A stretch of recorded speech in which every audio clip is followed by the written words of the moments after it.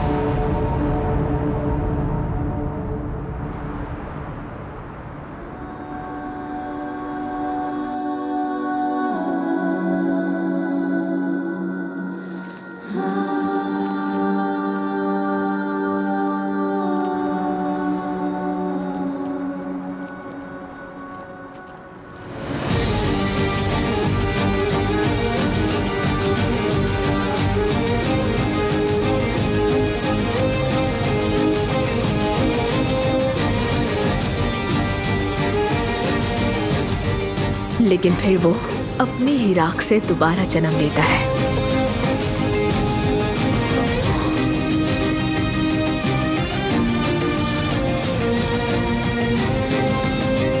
मेरे प्यारे भतीजे आ जाओ।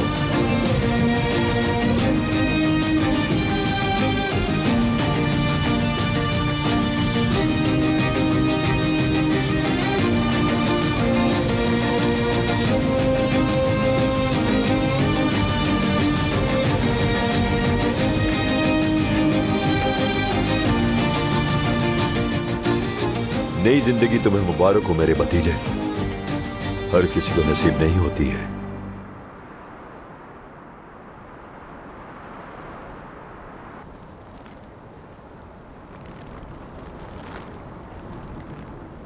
अब तो मौत भी हमें जुदा नहीं कर सकती। अगर तुम इस दुनिया से चले भी गए तो मैं हमेशा तुम्हारे साथ रहूंगी। मैं एक बार तुम्हें खो चुकी हूँ, दोबारा खोने का हौसला नहीं अब।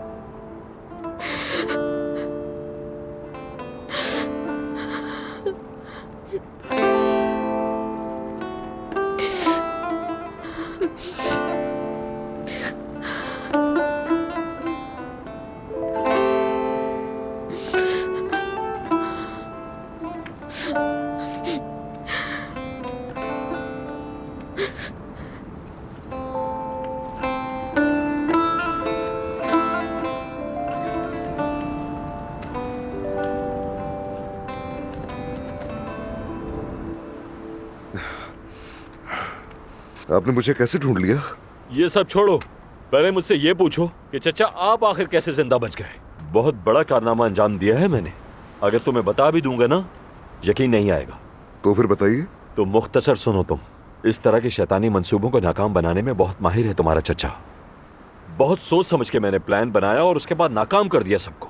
साफ साफ बताइए, पहेलियां मत बुझाइए। सुनो, वो लोग मुझे एक वीरान जगह पर ले गए थे।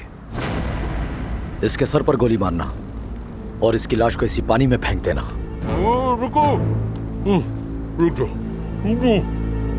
तुम लोग बिल्कुल भी सही नहीं कर रहे। शायद ये कुछ कहना चाहता है। कुछ भी कहने का कोई फायदा नहीं, तुम्हारी यहाँ कोई नहीं सुनने वाला। कपड़ा हटाओ। खुदा का शुक्र है, शुक्र है खुदा का। मेरी बात सुनो, मरने से पहले बस मुझे वुजू करने दो। बस ये एक एहसान कर दो मुझ पे। पता है क्यों? अगर अल्लाह ने पूछा कि मेरे हुजूर बेवुजू क्यों आए हो, तो पता है मैं क्या जवाब दूंगा? कसम खा के कहता हूँ कि मैंने साफ बता दूंगा कि इन दोनों ने मुझे वुजू करने नहीं दिया था। तुम लोगों को अंदाजा नहीं है मैं कितना गुनाहगार हूँ। वुजू न करने दिया तो मेरे हर गुनाह का जवाब तुम दोगे, और वो भी जहन्नुम में। चलो खुदा के लिए इसके हाथ खोल दो और होशियार रहना। शुक्रिया, अल्लाह जज़ा दे। जानता था तुम लोग इतने बेरहम नहीं हो। बहुत शुक्रिया।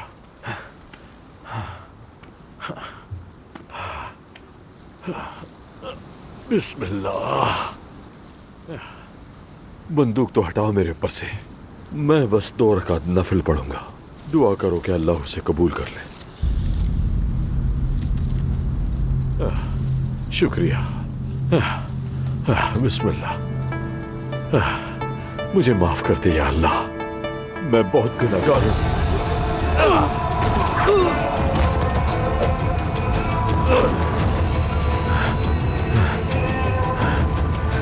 मुझे मारने चले थे कम्बात। कसम से मैं बिल्कुल भी लंबी लंबी नहीं छोड़ रहा। वो 15 आदमी थे और मैं अकेला उनका मुकाबला कर रहा था बिना असले के। मैंने उन्हें इतना मारा कि क्या बताऊं। मारता रहा, मैं मुसलसल मारता रहा एक एक को। मुझे हार नहीं माननी थी। जानते हो मुझे क्या कह रहे थे? चीख चीख कर माफी मांग रहे थे मुझसे, रहम की भीख मांग रहे थे कि मत मारो मुझे। मगर उन्हें पहले सोचना चाहिए था कि अच्छा चाचा, बस ठीक है, बस मुझे और ना बताएं। मुझे ये बताइए आपने मुझे कैसे ढूंढा? हाँ, अब ये एक अलग कहानी है भतीजे। इस पर तो तुम एक फिल्म बना सकते हो। चाचा। हाँ बता रहा हूँ, सुनो।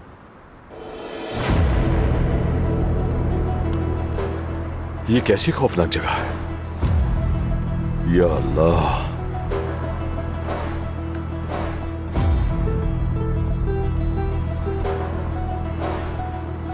ये क्या हो रहा है?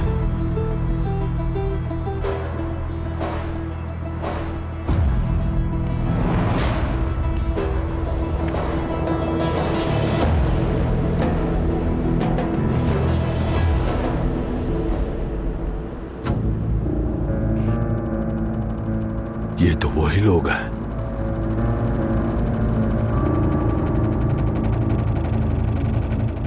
या मेरे अल्लाह, ये अदनान को भी उठा लिया है। इन लोगों में इतनी हिम्मत कहां से आ गई? मैं तुम सबको जला डालूंगा। भतीजे, मैंने अपनी आंखों से देखा कि वो किस तरह तुम्हें ताबूत में डाल रहे थे। फिर इतनी जल्दी मंसूबा बनाया कि शैतान भी नहीं बना सकता था। इंतजार करता रहा उन लोगों के जाने का।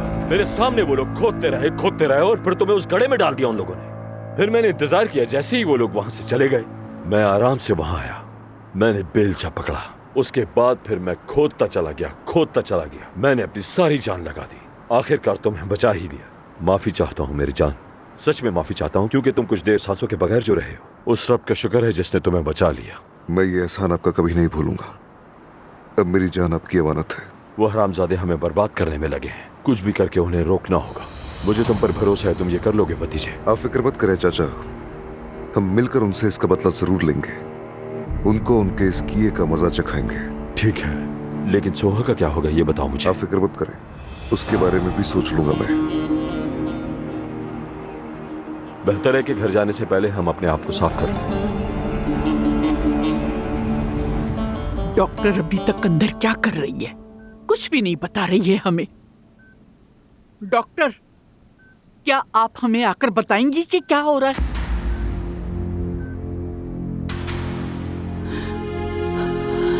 डॉक्टर साहिबा थोड़ी देर में आ रही हैं।